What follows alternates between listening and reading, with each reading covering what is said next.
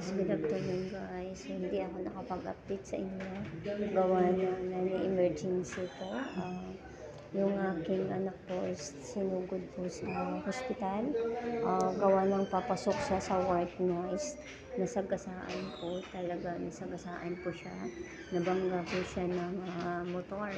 So, ang nangyari po guys is balak pa siya ng takasan nung nakasagasa sa kanya, and then merong mga concern na hinabol po yung nakasagasa sa kanya. So ang nangyari po, bali po talaga yung kanyang leg. So kaya hindi ako Yes, good afternoon guys. Hindi ako nakapag-update sa inyo.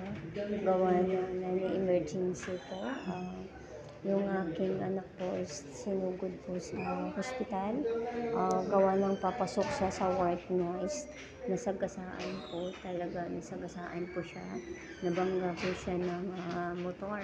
So ang nangyari po guys is balak pa siya ng takasan nung nakasagasa sa kanya, and then merong mga concern na hinabol po yung nakasagasa sa kanya. So ang nangyari po, bali po talaga yung kanyang leg. So kaya hindi ako Yes, good afternoon guys. Hindi ako nakapag-update sa inyo. Gawa na emergency po.